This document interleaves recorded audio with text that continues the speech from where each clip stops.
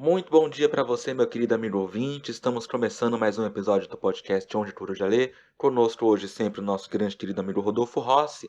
Hoje a gente vai tratar sobre Campo Geral de Guimarães Rosa. Campo Geral é uma obra que foi publicada em 1956 pela José Olímpio. É uma novela que faz parte do livro Corpo de Baile. 1956, para que a gente tenha um pouquinho de noção, foi o ano em que foi publicado Grande Sertão Veredas, que é a obra-prima de Guimarães Rosa. Em 1964, o Corpo de Baile foi dividido em três partes, e uma delas, chamada Manuelzão e Miguelin, continha a republicação de Campo Geral com a obra Uma História de Amor, que também é uma novela que fazia parte do Corpo de Baile. Em ambas as obras, Campo Geral é descrito como um poema, o que evidencia um pouco essa importância do lirismo, do neologismo, que é a marca maior do Guimarães Rosa, que é a noção de que o uso da linguagem, ela sempre tem algo a nos dizer, para além da mensagem. Ele quer dizer algo através da língua. E é sobre a língua que a gente vai começar essa discussão. Rodolfo, meu querido amigo, como é que a linguagem opera a realidade em Campo Geral? Olá, Juliano. Olá para os nossos queridos ouvintes. Pois bem, linguagem aqui que é tema central desta obra. Junto aos neologismos que você citou, Juliano, o Guimarães Rosa, ele tem um apreço muito grande também por regionalismos, coloquialismos, isto é, associar a sua literatura a uma narração oral. Portanto, a mistura, né, de diferentes métodos ou modos de se empregar a linguagem se torna uma marca estilística da sua literatura. Lembremos aqui rapidamente que neologismos tratam da criação de novos termos. Regionalismos, por sua vez, estamos falando aqui daqueles termos, daquelas palavras que são típicas ou próprias de uma região do país. Aqui, no caso, como veremos a seguir, trata-se de Minas Gerais. E os coloquialismos, né, a fala cotidiana do dia a dia. Então, olha só, pensando nessa mistura como marca estilística, né, o Guimarães ele vai narrar em Campo Geral a história de uma família sediada em um ambiente rural. Né? Estamos falando de Mutum, em Minas Gerais, um ambiente onde esta família irá não só lidar com a natureza que o cerca, mas também com as relações entre os indivíduos que participam desse convívio. Quem é a figura central desta história? É a personagem Miguelin. Miguelin é uma criança que, desde cedo, conhecerá como se dão as vivências no cenário brasileiro. Isso é muito interessante, né? Quer dizer, Guimarães traz o olhar da criança para reconhecer aquilo que é nosso, da nossa identidade nacional. Veja bem, quando Guimarães propõe esse movimento, ele também fará uma relação entre a linguagem e as cenas descritas, porque as palavras, no campo geral, elas não tratam só daquilo que é aparente, né, daquilo que está na superfície do texto, mas também mostram que há uma ausência dentro da presença. Isso é muito legal. O cotidiano das personagens de campo geral é marcado tanto por excessos como pela falta. Isso aparece, por exemplo, numa cena lindíssima, né, que eu e o Ju estávamos discutindo nos bastidores, em que Miguelin, curtindo um passeio noturno com a família, vê nos vagalumes uma beleza natural. De repente, esses vagalumes mergulham na escuridão da fazenda como se mergulhassem no mar. E aí ele pergunta para a mãe: "O que é o mar?" E a mãe responde: "Miguelin, eu sei que é uma lagoa muito grande, mas eu também não conheço." E ele rebate dizendo: "Mãe, o mar é saudade?" Vejam, gente, parece a princípio, né, quer dizer que existe aqui de fato uma ausência na presença.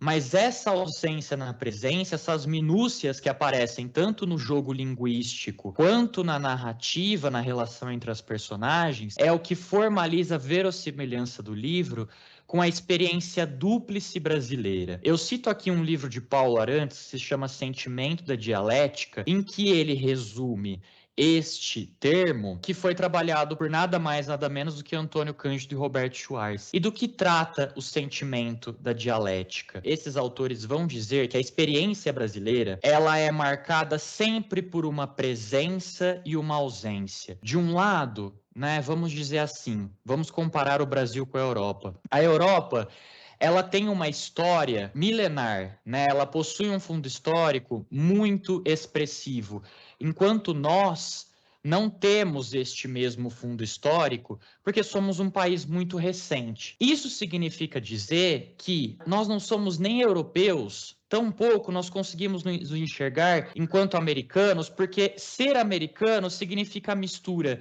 de europeus, africanos, indígenas, o que mostra que tudo o que se consolidou no Brasil é, de certa forma, uma associação entre o nativo e o estrangeiro.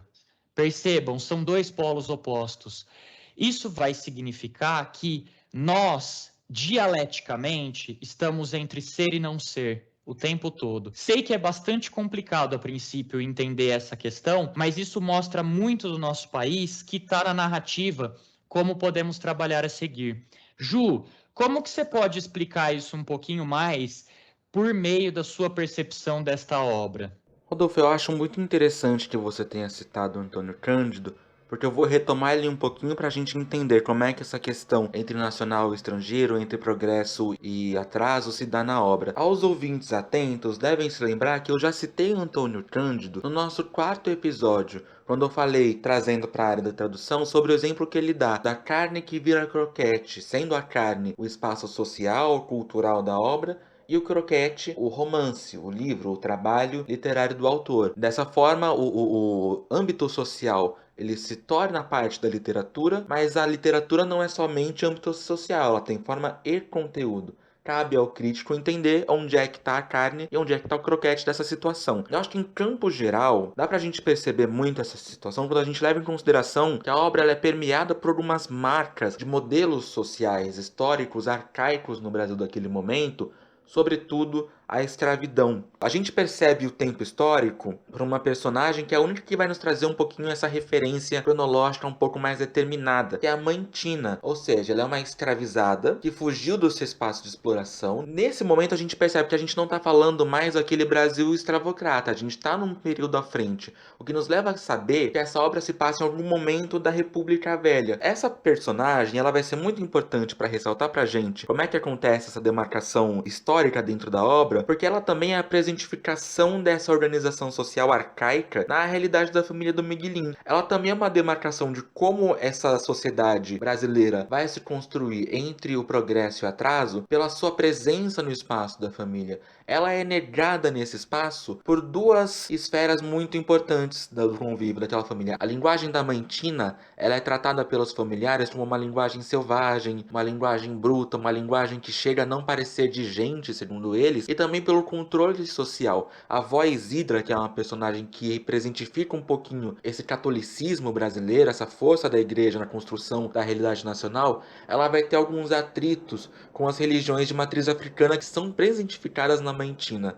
Sobre o pai, é importante que a gente percebe que ele carrega essas marcas um pouco, porque ele é uma personagem que trabalha na Terra, que vive da Terra, mas que não é paga para trabalhar na Terra. Ele presta serviço e faz usufruto da Terra que não é dele, sem uma recompensa direta, que é uma espécie de novo trabalho livre que surge naquele momento, naquele espaço.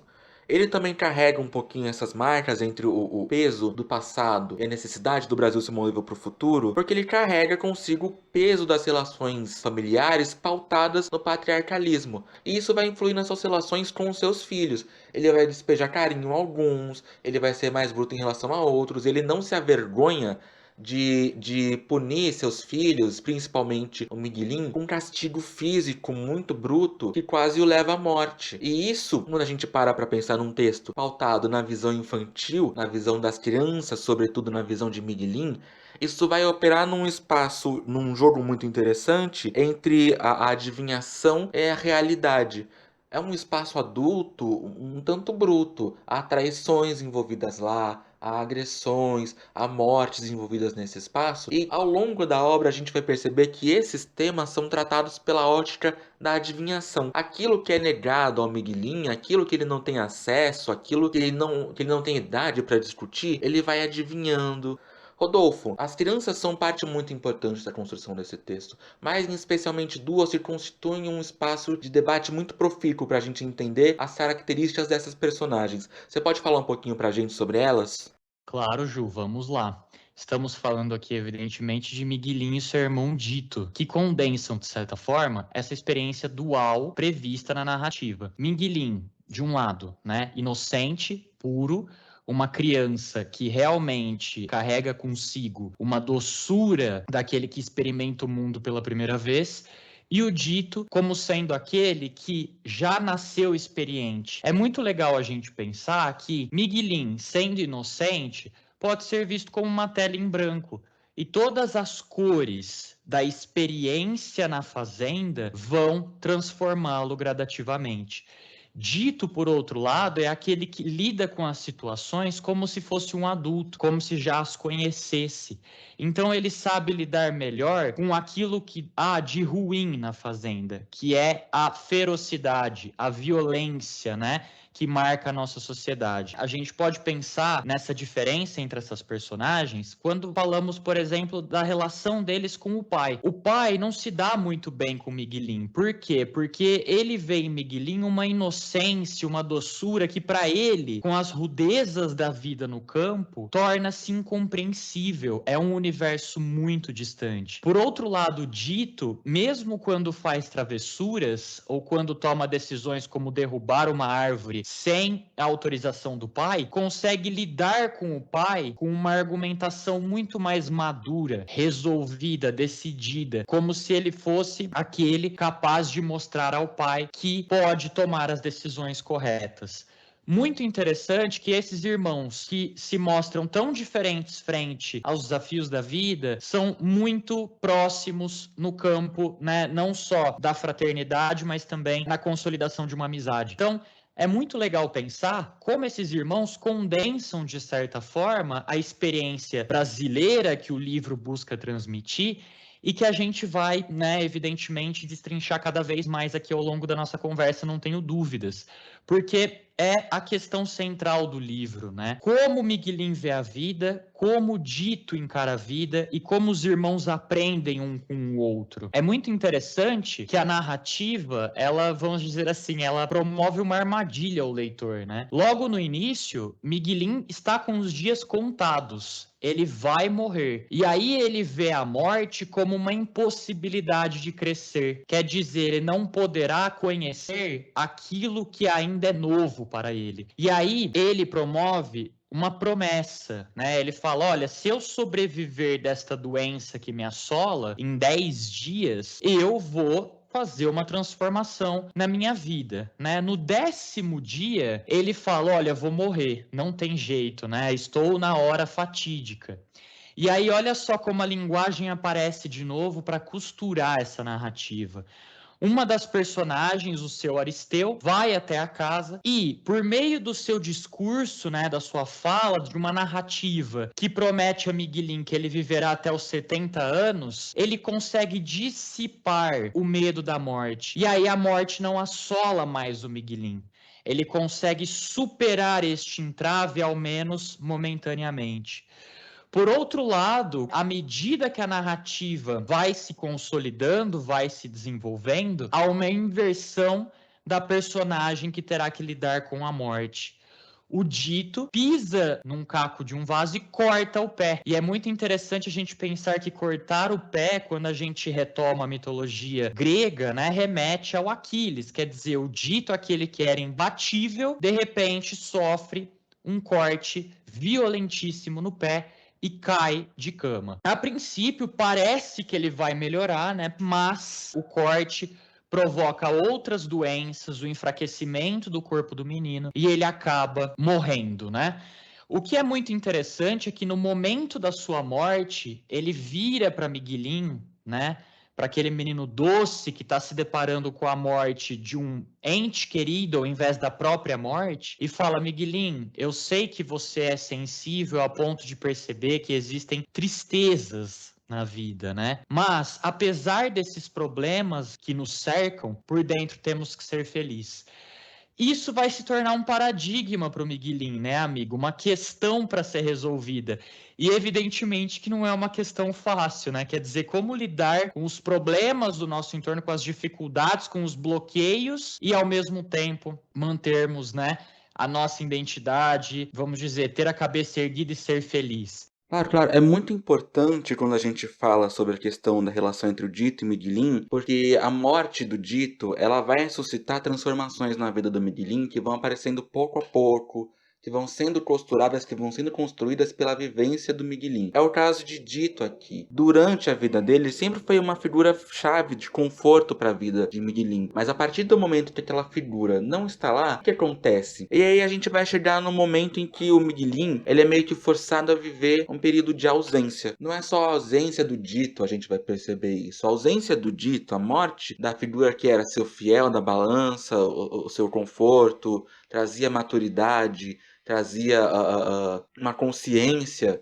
de uma vida madura, é também a ausência de todas as coisas que o rodam. O Mutum, que antes era um lugar bonito, que ele tinha orgulho de dizer para a mãe que era um lugar bonito, agora é um Mutum esvaziado. Ele vê as coisas, ele percebe as coisas que estão ao seu redor, mas nesse momento de ausência, ele não tem muita operação. Ele não sabe muito o que fazer com essas informações. Ele precisa primeiro pensar e entender o que aconteceu e saber qual vai ser o seu caminho a partir dessa ausência do Dito. Quando a gente pede aquilo que nos dá a razão, a gente tem que criar uma razão nossa, e é o que o Miguelin vai fazer. Ele vai criar uma razão sua através do relacionamento que ele teve com o Dito e através da maturidade que o Dito sempre o trouxe. É muito importante porque aqui, nesse texto, esse relacionamento, essa maturidade do Dito viram meio que uma simbiose dentro do Miguelin. Ele adquire para si características da maturidade, dos relacionamentos, da força, de um jeito de ver o mundo que era muito do Dito. E isso vai contribuir significantemente para a gente entender quais são os próximos passos do Miguelin em relação a espaços que outrora ele não dava muita atenção, ou ele tinha um relacionamento meio dúbio, ou às vezes até de afastamento. Em especial, para entender como é que o Miguelin cresce para a vida adulta a partir desse momento, a gente tem que entender como é que ele lida com o trabalho e com a morte. O trabalho antes era um espaço pesaroso para o Miguelin, era penoso, ele não sentia prazer em pensar que teria que trabalhar. E aí, quando ele passa por esse momento de reentender quem é ele, tem aquela presença tão forte que ele tinha do lado dele do Dito, ele já passa a entender o trabalho como uma necessidade. Em relação à morte, no primeiro momento o Rodolfo citou muito bem, quando ele passa 10 dias, ele faz a promessa. Nesse segundo momento, ele entra em um atrito muito forte com o pai para defender a mãe. Ele bate no Miguelin, ele agride Miguelin quase até a morte. O Miguelin passa semanas assim, ele fica de cama, ele fica muito tempo imóvel. E a relação dele com a morte nesse momento, que é uma certeza um pouco mais firme do que naqueles 10 dias, é diferente. Naqueles 10 dias ele tinha medo, ele tinha insegurança, ele queria crescer, por isso ele não queria morrer. Já nessa segunda, não. Há uma noção de aceitação da morte.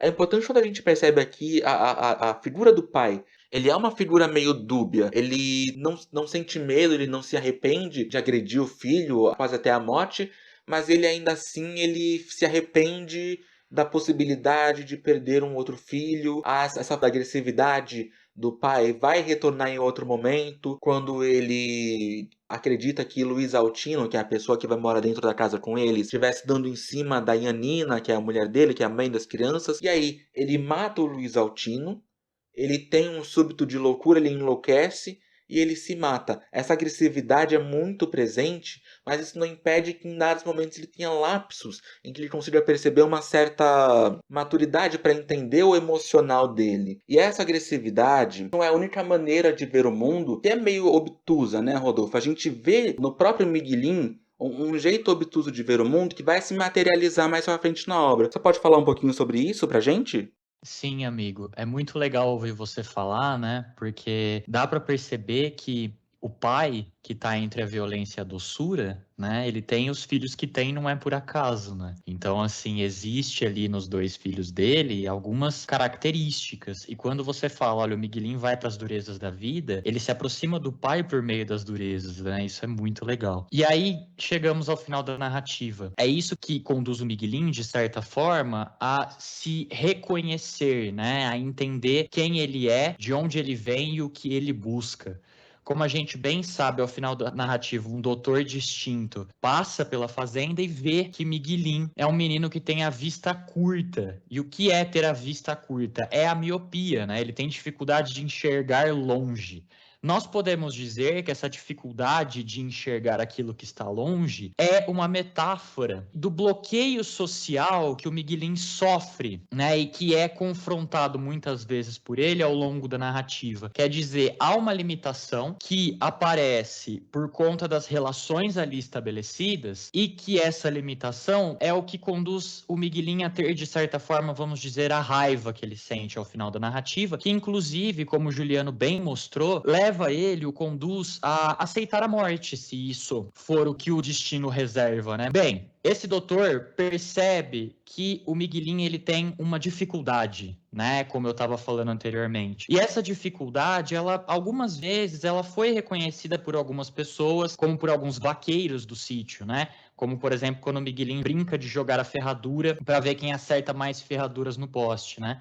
Mas esse dado que diferencia um transeunte, né, uma pessoa que estava passando pelo local, a percepção dessa pessoa em relação ao Miguelin e a dificuldade da percepção dos outros entes nesse sentido, mostra como o Miguelin ele é uma espécie de outsider. Ele é uma figura alheia à própria família, justamente pela doçura que é muito forte nele e que nos outros não que não exista, né? Mas eles são muito mais marcados pela dureza, pelas durezas da vida, né? Então, esse Miguelin, percebendo-se uma figura alheia, né? Seja por meio da doçura, seja por meio da raiva que ele sente frente às dificuldades, né? As questões que surgem para ele após a morte do dito, ele vai tomar uma decisão, ele sairá do Mutum, né? Ele busca novas experiências para além das terras em que o pai trabalhava antes do suicídio. E aí é muito legal que ao final da narrativa existe uma relação entre esta personagem com a sua terra de origem, né, que é o Mutum, que ele pede pro doutor, olha, me empreste os óculos para que eu possa enxergar, né, a vastidão aqui mais uma vez. E aí ele reconhece na paisagem, nas figuras que compõem aquela paisagem, seja dos estabelecimentos, do pasto, dos animais, das pessoas que ali convivem, uma relação de alteridade, que ele se constitui enquanto sujeito, enquanto indivíduo, por meio do convívio. E aí, como uma marca da transição para a vida adulta, ele vai agora buscar a independência longe daquele local. Aqui temos que falar que esta espécie de voo livre do Miguelin, ela se associa, sobretudo, com a ideia da gaiola e dos pássaros que aparece muitas vezes na narrativa, né? O Miguelin gostava de pássaros, gostava de buscar, por exemplo, gaiolas para colocar esses animais. E aí agora é a vez dele de sair da gaiola, né? É muito bonito e muito expressivo, né? Essa construção. Amigo, livro lindíssimo, né? Quero deixar claro aqui para todos que foi uma indicação sua, muito bonita por sinal. E queria saber um pouquinho mais da sua percepção deste livro, né? No nosso espaço social, nosso espaço brasileiro, né? Como que ele é visto? Quais são as minúcias que associam esta obra, né? Há outros dados que podem ser trabalhados aqui? Certamente, é uma obra lindíssima. Ela flutua muito entre a realidade dura e a doçura de Miguelin, até que Miguelin encontre um equilíbrio entre os dois. Ele parte para essa realidade dura, mantendo consigo a sua doçura, agora com uma nova visão, no sentido médico, clínico e no sentido metafórico, das coisas que o rondam. Bom, a experiência social brasileira em torno da leitura, ela é muito rodeada de momentos muito específicos. Um deles, talvez o momento que mais coloque pessoas ao redor da leitura, é o processo seletivo das universidades. Quando a gente fala da leitura de uma obra como Campo Geral, a gente fala sobre a leitura dessa obra no vestibular, porque ela guarda dentro de si muitas das características que são muito próprias da própria escrita de Guimarães Rosa. Separei aqui 3 questões de vestibulares para a gente dar uma olhadinha e ver um pouquinho de como é que essa obra é tratada nos processos seletivos ao redor do Brasil. Essa primeira questão é da Universidade Federal de Goiás, UFG. Essa questão tenta entender um pouquinho aquele tipo de leitura que a gente já percebe, que exige pouco às vezes do leitor, que é dizer qual é o principal mote narrativo da obra. Eu não vou entrar muito nas alternativas, mas a alternativa correta trata sobre a observação do mundo pela ótica de Miguelin. Não é necessário muito para a gente entender que é realmente sobre isso que ela trata. Durante toda a obra, o narrador, que é onisciente, vai ver o mundo sob os olhos de Miguelin. Ele não é Miguelin, mas ele está muito imerso tanto no tempo cronológico que o Miguelin vive, quanto no tempo narrativo psicológico daquela criança. E é através da ótica dessa criança que vai se construir a narrativa que o Guimarães Rosa traz pra gente. É interessante essa questão, embora ela não exija muito da leitura. Já numa segunda questão, do Ita, de 2013, ela traz o trecho sobre a visão do Miguelin quando ele pega os óculos e ele descobre que ele não via o mundo da maneira que ele achava que ele via o mundo. São duas questões, uma de analisar as afirmações corretas e outra para a gente entender um pouquinho do trecho da linguagem. Na primeira parte, quando a gente fala sobre as afirmações corretas, a alternativa aqui diz que o texto é escrito em terceira pessoa, mas a história é filtrada pela perspectiva do menino Miguelin. Não se diferencia muito da primeira questão, certo? Já no segundo momento, eles perguntam sobre o uso do diminutivo. Como a gente acabou de falar e foi falado ao longo do podcast, a linguagem é algo muito importante para a narrativa do Guimarães Rosa. E essa questão do diminutivo, e isso está assinalado nessa questão, retrata um pouco da linguagem como um modo de apresentar uma realidade afetiva. Essa é a alternativa que é indicada aqui como correta. E de fato, se a gente for parar para pensar que ao longo do texto inteiro a obra retrata esses personagens não pelo nome, mas sim por apelidos, é o Miguelin, é o Dito, a mãe Tina, a Nhanina, o pai que é só o pai, o tio Terês. São somente apelidos e diminutivos que ressaltam essa realidade muito afetiva, embora com suas tensões, como a gente viu. O Miguelinho é tratado como um outsider, o pai tem a agressividade como um mote de vida. Já nessa terceira questão que eu separei aqui, essa questão é da FUVEST. Eles tratam justamente desse último trecho do livro, que é quando o Miguelin vai embora do Mutum e ele lembra da dica de que o Dito lhe deixou quando ele morreu, o sempre alegre, Miguelin, ser sempre